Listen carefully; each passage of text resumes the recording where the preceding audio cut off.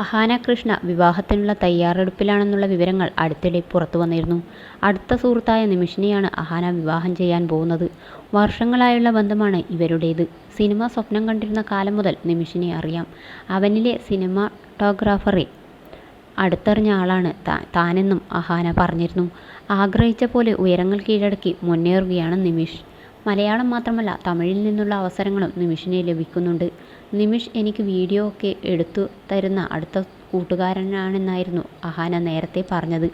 പ്രണയത്തെക്കുറിച്ച് ചോദിച്ചപ്പോഴെല്ലാം കൃത്യമായ മറുപടി നൽകാൻ ഒഴിഞ്ഞുമാറുന്ന പതിവാണ് ഇവരുടേത്. ഞാൻ കല്യാണം കഴിക്കാൻ പോവുകയാണെന്ന് പറഞ്ഞ് അഹാന മെസ്സേജ് അയച്ചിരുന്നതായി നേരത്തെ കൃഷ്ണകുമാർ പറഞ്ഞിരുന്നു.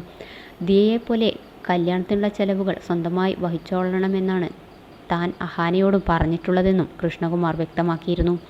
വലിയൊരു കാര്യത്തിന് പിന്നാലെയാണ് താൻ എന്ന് നേരത്തെ അഹാന പറഞ്ഞിരുന്നു. വ്ളോഗ് ചെയ്യാനൊന്നും സമയം കിട്ടുന്നില്ല, കുറേ കാര്യങ്ങൾ ചെയ്യാനുണ്ട്. അടുത്തിടെ നടത്തിയ യാത്രകളുടെയൊന്നും വ്ളോഗ് അഹാന എടുത്തിരുന്നില്ല. വീഡിയോ എടുക്കാനോ എഡിറ്റ് ചെയ്യാനോ സാവകാശമില്ലെന്നായിരുന്നു വിശദീകരണം. നിമിഷിനെയും കുടുംബത്തെയും നേരത്തെ അറിയാം. സിനിമാ പാരമ്പര്യമുള്ള കുടുംബത്തിലെ അംഗമാണ്. അച്ഛൻ്റെ ആഗ്രഹം പോലെ ഓരോ അംഗീകാരങ്ങളും മകനെ തേടിയെത്തുന്നുണ്ട്.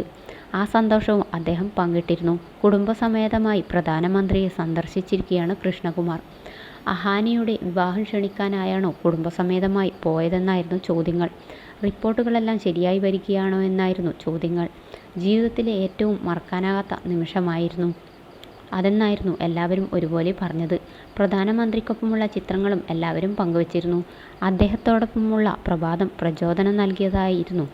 അദ്ദേഹത്തെ പോലെയൊരാൾ വളരെ ഊഷ്മളതയോടും വ്യക്തിപരമായ സ്പർശത്തോടും കൂടിയായിരുന്നു ഞങ്ങളെ സ്വാഗതം ചെയ്തത്.